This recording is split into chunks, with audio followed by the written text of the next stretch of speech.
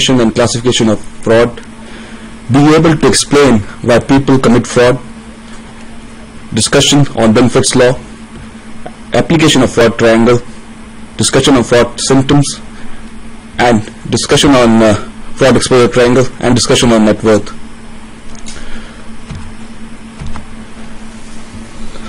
Let us start with differentiating between audit and financial engagement or forensic audit. Audit transpires prior to issuance of financial statement.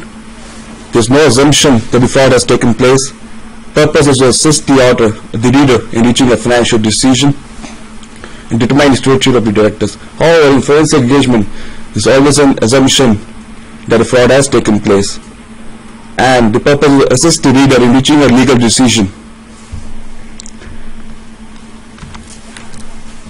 A financial audit is usually a sampling activity, जहाँ पे auditors audit by taking a sample of the transactions. However, in case of forensic audit, it is a detailed review of all the transactions. As a consequence of the financial audit of the sampling activity, the insider who has information of the controls, he can bypass those controls and commit fraud. Forensic audit, since it's is a detailed testing, it is more time consuming and is significantly expensive of procedure than the financial audit.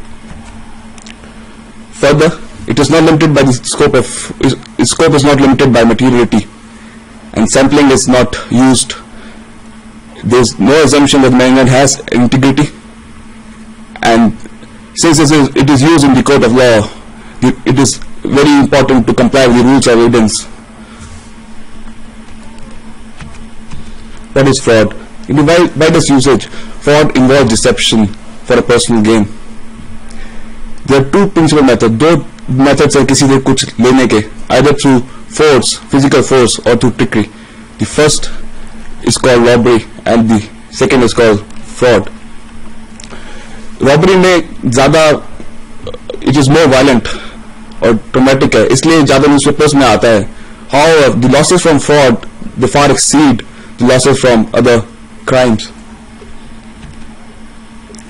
because fraud involves a representation about a material point which is false. There should be an intent of the person giving an advice that to cause the other person a loss, and the other person must have believed and acted upon the advice of the person from whom he is seeking the advice. Fraud is different from unintentional error. So it is very important to prove the intent, as previously said, that there must be an intent to cause the financial loss to the other person or to gain a financial advantage for himself. Who commits fraud? कोई psychologically और physiological profiling नहीं है किसी fraudster की, which means anyone can commit fraud.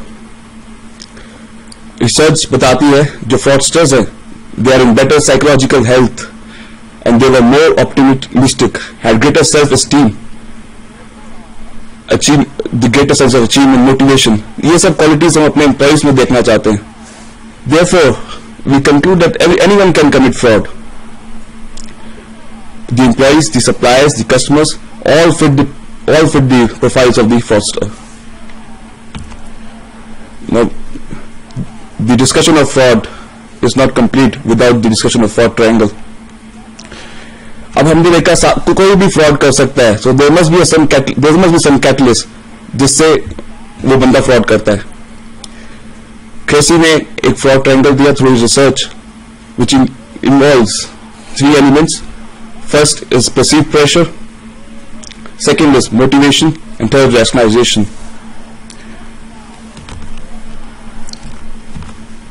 Pressure compulsive behavior से आता है, जैसे कि गैम्बलिंग या ड्रग यूज. कोई फाइनेंशियल प्रेशर्स हो सकते हैं या फैमिली प्रॉब्लम्स हो सकते हैं because of the breakdown of marriage और वर्क प्रेशर्स.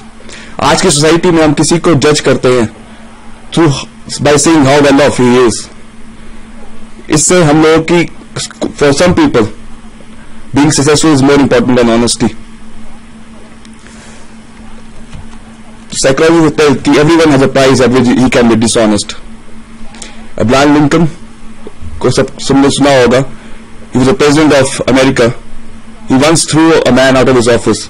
किसने पूछा आप इतने गुस्से में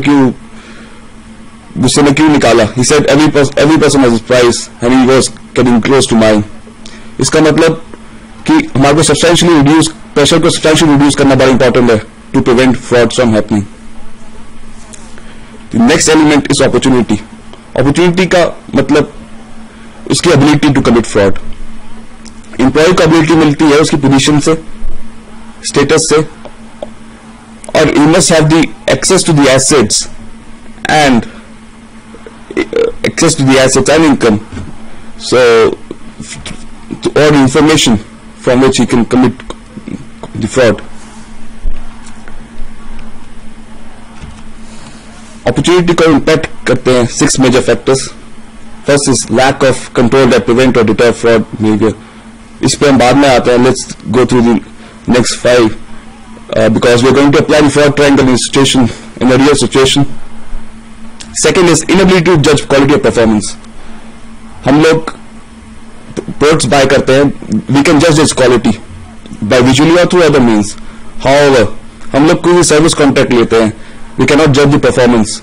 For example, if you go, अगर हम dentist के पास जाते हैं, we do not know whether he has fully cured our teeth or tooth, or he has undercharged or overcharged us. Similarly, it is difficult for a lay person to judge the quality of a serviceman, of a person providing service. Similarly, lawyers, अगर हमारे को नहीं पता उसके बारे में, they can overcharge us or perform below quality service, provide a below quality service. So this gives them an opportunity to fraud us. Then the next important element is failure to discipline perpetrators. Research बताती है, criminals कहते हैं कि जो repeated perpetrators हैं, the people who have not been punished, अगर हम perpetrator को punish करेंगे, it will also set an example for the others. बाकी लोग देखेंगे अगर हम सिर्फ employee को निकाल देते हैं, then he will not go off and tell his family why he has been taken off from the job. He will join another organization and commit fraud again. However, अगर हम example set up करते हैं by registering a criminal case, not only he will be deterred, others in the organization will also be deterred, since the cost of the committing crime will be very much higher than the benefit. It is said that a human is a rational human being, and he will value the cost and the benefit from committing crime. If the costs are higher than the benefit, then he will not commit crime. However, if the benefits are greater than the cost, then he will commit crime. Moving on. Next element is lack of access to information. ये generally हम देखते हैं in the investment schemes, in the Ponzi schemes, जहाँ पे ability होती है of the fraudster to withhold the information. You must have heard about Bernie Madoff. He created a 65 billion Ponzi scheme. He said he was using a split strike strategy. However, he was not willing to tell people what is split strike strategy. So he has this class ability to defraud people. Next is ignorance, apathy, and incapacity. If you see older people, when they're not able to see whether other person is defrauding them. If you heard about the email scams, people got emails through which they were told to give some percentage of the amount and they will get the money into their bank accounts. बहुत सारे लोग ऐसे defraud हुए. However, fraudsters ने target किया especially old people को, because वो अपने right के लिए इधर उधर नहीं जा सकते. So this also gives them the opportunity to defraud people. Next is lack of an audit trail. Organizations काफी extent तक जाते हैं documentation हो, ताकि वो chain of documentation हो, ताकि वो change of transactions को बाद में analyze कर सके. However, majority of the fraudsters use profit and loss items to commit fraud, because हम expense में अगर fraud को छुपा देंगे, एक नहीं डिटेक्ट हुआ, अगले साल उसका जो बैलेंस है at the year end will go to reserve in surplus, वो अगले साल खत्म हो जाएगा. अगर एसेट्स को यूज करेंगे हम फ्रॉड करने के लिए, वो कैरी फॉरवर्ड होगा नेक्स्ट ईयर डिटेक्ट हो सकता है. हाउएवर पीएनएल आइटम्स को हम देखेंगे तो ईयर एंड बैलेंसेस जो है वो रिजर्व इन सरप्लस में चले जाते हैं. तो majority of the frauds are done through PNL items. Moving on the first element, ये ऑर्गेनाइजेशंस कंट्रोल कर सकती हैं, डिटर कर सकते हैं fraud behaviour. It includes 3 elements, that is control environment, accounting system and control procedures. In the control environment there are several bifurcations like management role and example. We must have heard about Enron. Enron में जो senior executives है, they were involved in frauding the financial statements. However, the subsequent enactment of Sarbanes-Oxley Act, उसने बोला कि हर organisation के पास ethics policy होनी चाहिए. Enron had an ethics policy. However, the senior management was involved in committing fraud. वही जो senior executives role set करेंगे, that will be followed by the employees, and they will inflate the expenses. जो जहाँ पे वो commit कर सकते हैं, same will be followed by the employees. Next is management communication. Management को कम्युनिकेट करना है what is appropriate behaviour through regular orientations. Then appropriate hiring policy. US में एक रिसर्च हुई जिसमें उसने बोला कि 30% of people are always dishonest. जो नेक्स्ट 40% थे दे आर सिचुएशनली डिसऑनेस्ट, मतलब जहां पे बेनिफिट ज्यादा है they will be dishonest. Next 30% are always honest. Organisation जितना मर्जी सोचें कि उन्होंने लास्ट 30% से उनके पास एम्प्लॉइज हैं, but however that can not be true. If a dishonest employee is hired, then even the best of controls cannot prevent fraud.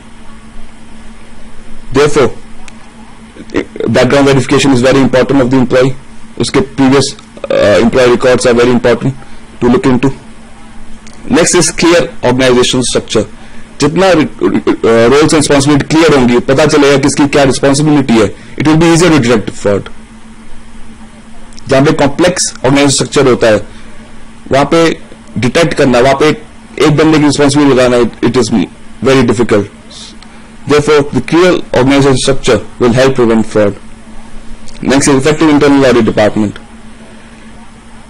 20% of the frauds are detected by internal auditors, or the percentage is not high, but it serves as a very effective deterrent. जब पता होता है कोई आपकी work को कोई monitor कर रहा है, आपके इंटरनल कंट्रोल्स को मॉनिटर कर रहा है, so it acts as a deterrent. Moving on from the opportunity, the next element is rationalization. This is final element.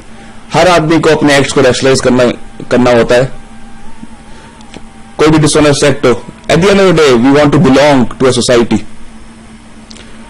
तो उस सोसाइटी में रहने के लिए हम लोगों को अपने गलत एक्ट्स भी रैशनलाइज करने पड़ते हैं. एवरी फॉस्टर, हर fraudster is the first time, white collar criminal, the first time offender, वो हर रोज क्राइम कमिट नहीं करता है.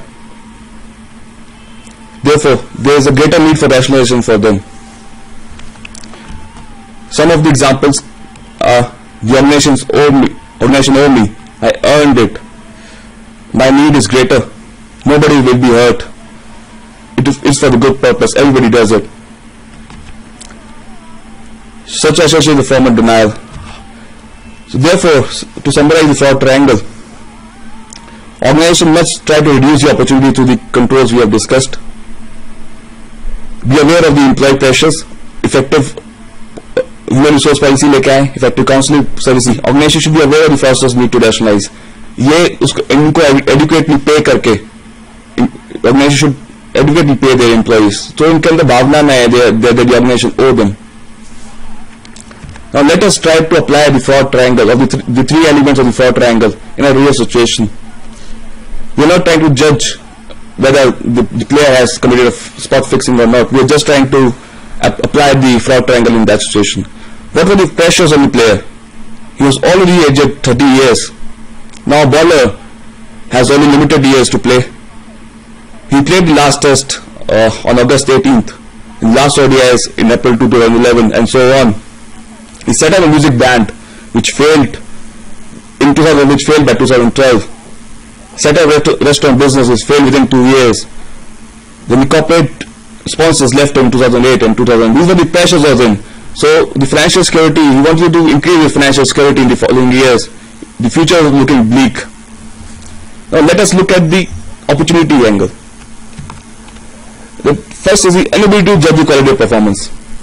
T20 में कोई भी बॉलर 14 रन से ज्यादा खा सकता है एक ओवर में. So हम लोग उसकी परफॉर्मेंस जज नहीं कर सकते from one over. Next is the failure discipline perpetrators. Spot fixers की लॉन्ग हिस्ट्री है, but none of them has gone to jail. Though they have been banned by BCCI for some years, but no criminal case has been filed and none of them have gone to jail. So this is an opportunity for the players to commit spot fixing. So the lack of access to information. The bookies and the players coded behavior में बात करते हैं. For example, tower रख दिया जेब में, आम आदमी को समझ नहीं आएगा कि क्या हो रहा है. So there was a lack of access of information. So these are the opportunities that the player had while committing the act. Next is rational. How will you rationalize it? He says everybody does it.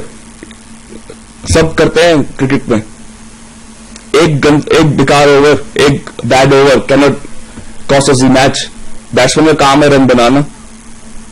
Nobody is getting harmed. इस सिर्फ corporate tournament है. India का match नहीं है. It's just a corporate tournament. Everybody is making money. I deserve more. That I am the best fast bowler in India. So these were the ways in which he could rationalize. I repeat myself that we are not judging whether he has committed the act. We are just trying to apply the fraud triangle in these situations. In the future, whatever fraud you come across, you must try to apply this fraud triangle. It will fit in most of the situations. Next topic is Benford's law. According to this law, certain digits appear more frequently than the others. For example, digit 1 जो है 30 times ज़्यादा present होगा in the first position than other digits. ये कैसे developed हुआ? In 1880s, Newcomb वो logbook use करता है. He found that certain pages of logbook were used more often than the others. So उन्होंने बाद में conclude किया that the smaller digits appear more often than the larger digits. For example, 1 will appear 30 times, whereas 9 will appear 4.6 times. Benford law हम apply करते हैं only transaction level data, aggregated data पे apply नहीं करते हैं. However, इसमें discussion use करनी चाहिए क्योंकि every data will not fit into a Benford distribution.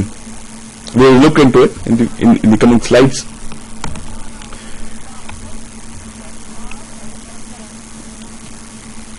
He came up with the formula Newcomb that log 10 1 plus 1 however the mathematical explanation is beyond our consideration.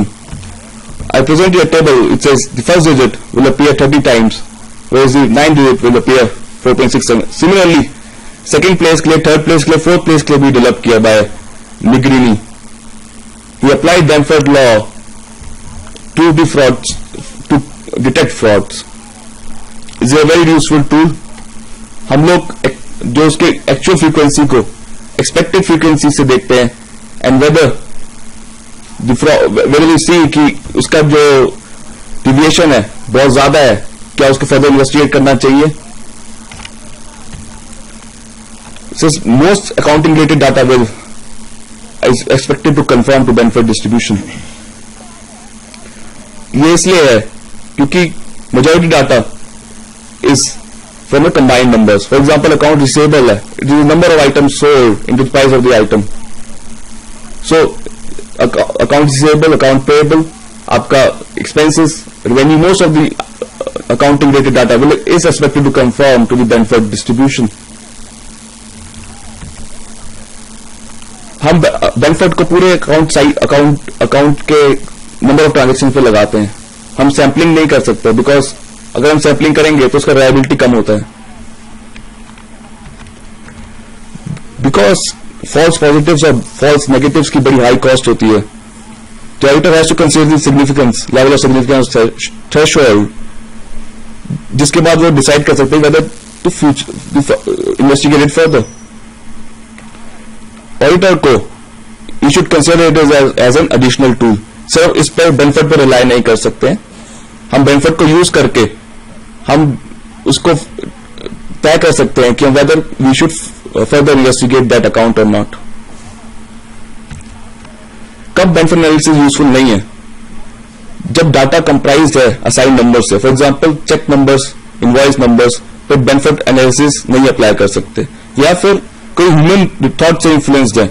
For example ATM withdrawals, आपका purchase order numbers, वो assign numbers, जब transaction record ही नहीं हुई, for example kickbacks, उस पर benefit law apply नहीं कर सकते हैं. कॉन्ट्रैक्ट रिगिंग में अप्लाई नहीं कर सकते हैं. जहां पे अकाउंट में बिल्डिंग मैक्सिमम मिनिमम है, फॉर एग्जांपल एसेट्स 5000 जो ऊपर है तभी कैपिटलाइज होंगे, उसमें हम अप्लाई नहीं कर सकते हैं benefit law.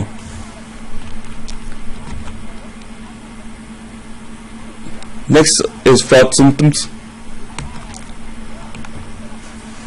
Fraud is a crime जो विच इज सेल्डम ऑब्जर्व्ड. हम किसी का मर्डर देखते हैं, there is no two ways to say that whether the crime has actually been occurred or not, has been committed or not. Similarly with robbery.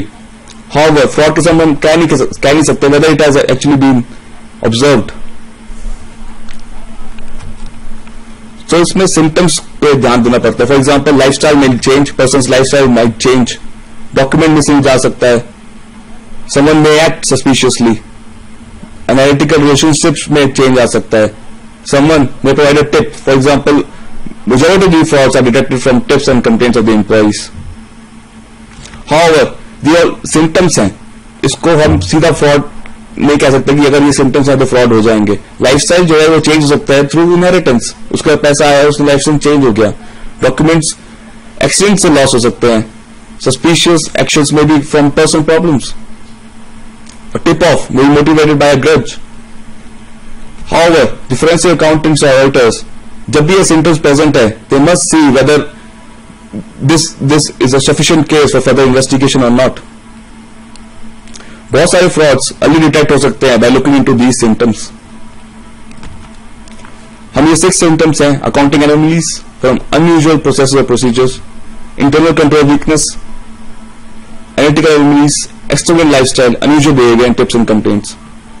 पहले 3 हम लोग काफी डिटेल में श्रीवास्तव सर ने भी बताया. However, I go into extravagant lifestyle. For example, कोई Froster steel करता है, he will spend the money, he will not keep it with himself. अपना लाइफस्टाइल चेंज करेगा. For example, in this example, Froster ने $3 million अपने employer से embezzle किए. उसने एक होम लिया, लग्जरी कार्स ली, she bought a boat, so she changed her lifestyle. So this can be indication, this can be a symptom only or an indication. It cannot prove that this is fraud, or in this case it was fraud. People who can delay gratification of spending, they are less likely to be motivated to commit fraud or likely to be dishonest. Lifestyle changes to they are the easiest symptoms to detect fraud. Next unusual behaviours. लोगों का behaviour change हो जाता है. For example, अब काम person में become irritated, वो गुस्सा करने लग जाता है, और गुस्से करना वाला आदमी हो सकता है शांत हो जाए. कोई सेट डिफाइंड पैटर्न नहीं है उसके बिहेवियर का. However, there will be a change in behaviour. So this is a symptom of that a fraud might have taken place. Next is tips and complaints. कौन बेस्ट पोजीशन में है to जज whether fraud is taking place, whether the auditors or the company employees? हर एक fraud का 3 element होते हैं. The theft, the actual theft, जहां पे वो एम्प्लॉय मिसअप्रोप्रिएट करता है एसेट. जब तक ऑडिटर आता है तब तक वो थेफ्ट का एक्ट बंद हो जाता है. तो auditor is not in the best position to detect at this stage. Employees जो उसके हैं आसपास, they are in better position. Similarly, concealment में जब वो डॉक्यूमेंट्स को फ्रॉड करेगा, in this place the auditors come.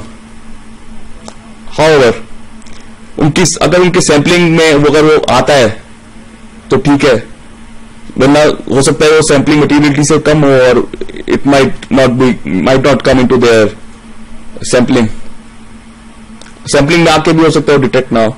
However, in this stage the auditors are best positioned to detect the fraud.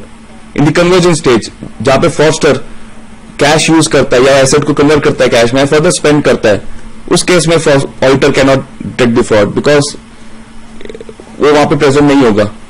For example, वो conversion stage will be there to improve his lifestyle. So यहाँ पे उसके आसपास के employees दे सकते हैं there is change in lifestyle. So in this case also, in this third element also, the employees are better positioned to detect the fraud.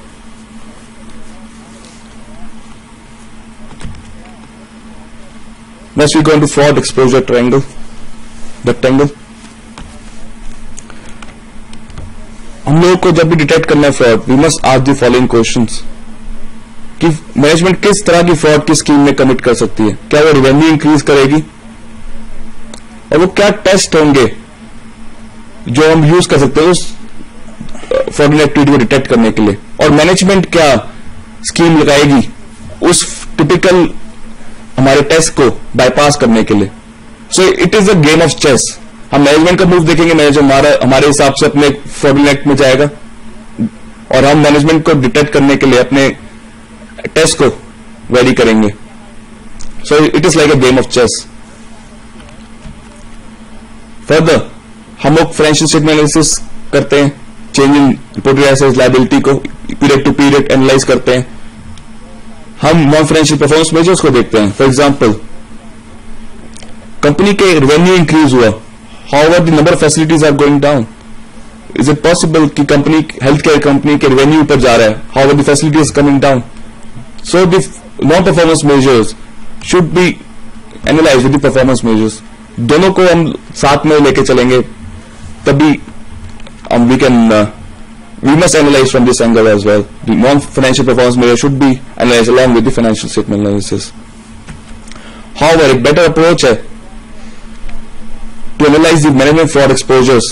Management क्या fraud exposures है, क्या pressures हैं through a fraud rectangle. The first element is management and directors. जो financial statement fraud है, it is committed by senior executives. So senior executives को investigate करना is very important. उनके backgrounds को verify करना, उनकी क्या पास एसोसिएशंस रही है मैनेजमेंट एंड डायरेक्टर्स की. प्राइवेट इन्वेस्टिगेटर से हम लोग हेल्प ले सकते हैं. दोनों कैसे मोटिवेट होते हैं, क्या उनका पर्सनल वेल्थ अटैच्ड है विद द कंपनी, क्या उनकी रेम्यूनरेशन अटैच्ड है from the performance of the company, क्या उन पे प्रेशर्स है टू मीट डेब्ट गवर्नेंस और टू गिव अनरियलिस्टिक रिजल्ट्स. ये मैनेजमेंट प्रेशर्स हो सकते हैं which can act as motivation. Third is management influence in decisions. क्या डेमोक्रेटिक या ऑटोक्रेटिक है. For example, for a person to commit fraud, it is easy for a person to commit fraud then 2 people, and it is easy for 2 people to commit fraud then 3 people. अगर decentralisation है control की, then it is difficult to commit fraud because उसमें convince चाहिए बहुत सारे लोगों की. अगर छोटी ऑर्गेनाइजेशन है जिसमें एक लोग या 2 लोग involved है, उसमें it is easy to commit fraud. So we must investigate the management and directors with at least these 3 elements. Next is relationship with others. First is special entities, purpose entities. हमने Enron के case में देखा, उन्होंने use की SPEs, उन्होंने अपने liabilities transfer करी SPEs में and they didn't consolidate it into their financial statements. US के accounting rules are different from India's, they are more rule based. So वहां पे कुछ कंडीशंस थी जिसको फुलफिल करने के बाद ही आप लोग अटैच कर सकते, उसको कंसोलिडेट कर सकते हैं. And won't use SPEs to commit fraud. Similarly relationship advisor, for example lawyers जो है इजिली क्लाइंट को नहीं जाने देते हैं. They are there till the actual fraud actually has happened. So अगर चेंज इन लॉयर्स में चेंज आया तो we must see as a symptom. Similarly फिर फाइनेंशियल इंस्टीट्यूशंस, हमें डेट कॉवेनेंट्स देखने हैं, क्या क्या एसेट्स उसमें उनके क्या क्या एसेट्स उन्होंने दिए हुए हैं, मॉर्गेज करे हुए हैं, what are debt covenants they have to meet. Similarly bond holders, relation with auditors, auditors भी इजीली क्लाइंट को नहीं जाने देते हैं. अगर ऑडिटर में चेंज हुआ है, it might be because of the fees नहीं आ रही है, और it might be because the auditor is detected fraud. अगर एक ऑडिटर ने रिजाइन कर दिया और नेक्स्ट ऑडिटर के लिए मुश्किल है पहले साल में ही फ्रॉड को डिटेक्ट करना, then it becomes a double cumulative problem. So where there is change of auditors, we must analyse that situation as well.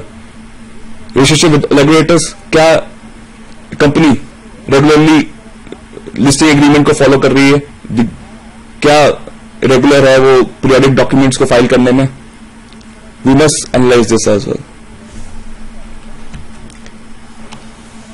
Next element is organisation and industry. Complex organisation structure में जैसे पहले बोला, easy है to commit fraud because there will not be a single person responsible for a single job. Similarly for related companies में को हमारे को बड़ी ध्यान से देखना चाहिए रेटेड पार्टीज को, because it easy to commit fraud. हम लोग देखते हैं कि आखिरी में बड़े स्ट्रेटेजिक टाइम्स में ट्रांजेक्शन होते हैं related parties at the end of the year to increase revenue. Arms length की ट्रांजेक्शन नहीं होती हैं. तो हमने जो रेटेड पार्टी के साथ रिलेशनशिप है उसको एनालाइज करना बड़ा इंपॉर्टेंट है. जहां पे इंटरनल ऑडिट लैक कर रहा है, जहां पे इंटरनल ऑडिट डिपार्टमेंट नहीं है सेपरेट, जहां पे मैनेजमेंट में, बोर्ड ऑफ डायरेक्टर्स में, ऑडिट कमेटी में आउटसाइडर्स नहीं है, इन सब चीजों को हमारे को देखना है. या ऑफशोर एफिलिएट्स हैं जहां पे हमारा कोई बिजनेस नहीं है. हमने केमन आइलैंड्स में हमारा एक यूनिट खुला हुआ है, however there is no business there. So these are the symptoms we must analyze. Lastly, the fourth element is financial results and operating characteristics. क्या उनको डेट कॉवेनेंट्स मीट करने हैं, क्या उनके physical constants, high stock need storage है, उनके financial results को देखना है, क्या majority daily fraud is taken as is there in growth companies, क्योंकि उनमें ज्यादा प्रेशर होता है. थोड़ा सा भी टर्नओवर नीचे आया उनके शेयर प्राइस नीचे गिर जाएंगे. देयरफॉर उनको कॉन्स्टेंटली उनके ऊपर प्रेशर है to have a consistent earnings. So we must analyse this angle as well.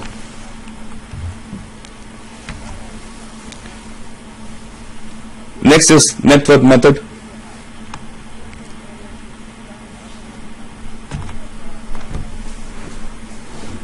Net worth method US में सबसे पहले यूज किया गया in the case of Al Capone. ये वहां पे यूज होता है जहां पे फाइनेंशियल स्टेटमेंट्स अवेलेबल नहीं है, फाइनेंशियल रिकॉर्ड्स अवेलेबल नहीं है, एंड द पर्सन यूज कर रहे हैं अपना ill gotten proceeds to increase his assets और इंक्रीज हिज एसेट्स और इनकम. इसको बड़ी एक्सटेंसिव यूज किया गया in criminal investigators around the world, specially money laundering and drug cases. Net worth is based on fund principle कि जो पैसा है उसको हम चाहे हम एसेट्स को इंक्रीज करने में यूज कर सकते हैं, या उसको लाइबिलिटीज को पे ऑफ करने के लिए यूज कर सकते हैं, या उसको एक्सपेंसेस में हम यूज कर सकते हैं. इन तीनों चीजों के लिए ही हम एक जो पैसा है उसको फंड्स को यूज कर सकते हैं. So, it is based on the theory that increase or decrease in person's net worth during a period, उसको हम adjust करेंगे with living expenses, हमारे को allow करता है उसकी income determine करने के लिए. हम उसको फिर जो उसकी corrected income आई है उसको फिर उसकी real income से, जो actual income उसने दिखाई है उससे हम compare करते हैं. हम देखते हैं कि क्या income from unknown sources है या नहीं. इसमें हम सारी तरह की इनकम लेते हैं, whether is from salary, wages, interest और डिविडेंड्स.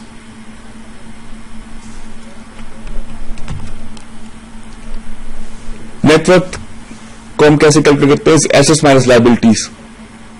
सो इंक्रीज इन और decrease in net worth will be net worth at the beginning at the end of the period minus the net worth at the beginning of the period will give us the net worth increase or decrease. फिर उसमें हम adjust करते हैं personal living expenses, inheritances या gifts to arrive at collected income.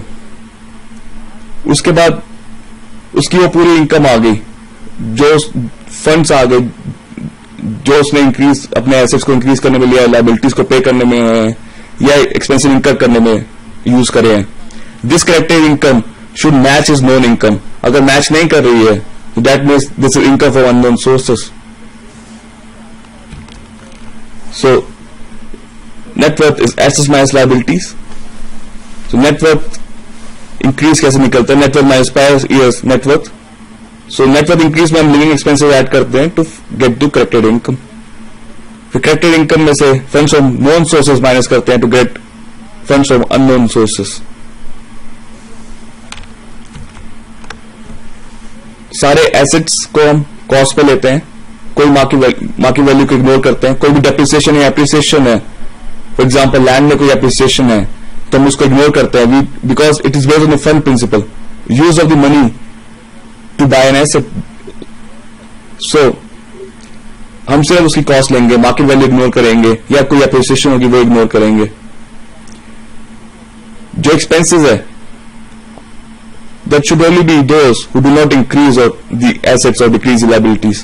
So this means the living expenses or the personal expenditures. For example, उसने extreme holiday पे गया, वहां के एक्सपेंसेस, या उसने वॉच खरीदी, उसके एग्जाम्पल, उसके एक्सपेंसेस. नाउ दिस एग्जाम्पल, उसके टोटल कॉस्ट आया, टोटल एसेट्स आए 12 लाख रुपीज और इस टोटल लायबिलिटीज है 5,50,000. जो इंक्रीज है नेटवर्थ में, जो नेटवर्थ है उसकी 6,50,000 बनी. जो इंक्रीज है इट कम्स टू 1,20,000. हम उसमें लिविंग एक्सपेंसेस ऐड करेंगे 1,45,000, तो उसकी एस्टिमेटेड इनकम है 2,65,000. तो पर उसके नॉन सोर्सेज जो थे 1,30,000 ही थे. So this unexplained income comes to 135. Unexplained income का मतलब ये नहीं है कि उसकी इल गॉटन मनी है. ये थ्रू इनहेरिटेंस भी हो सकता है या लॉटरी जीता है उसने. He will explain the sources from which he got the money. How in the court of law, if you use this method, we have to negate all the defenses. For example, cash owed or inheritance and everything. We have to take in account when we do the net worth calculation and use it in the court of law.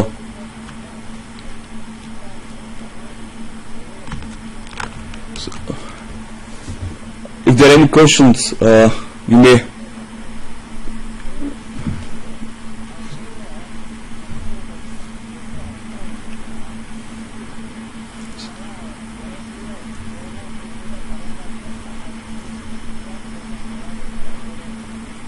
Close कर दीजिए sir. Yeah. All right. I would like to first thank Mr. Srivasan for giving a presentation direction of fraud, and I'm thankful to you to listening to us very patiently. Thank you.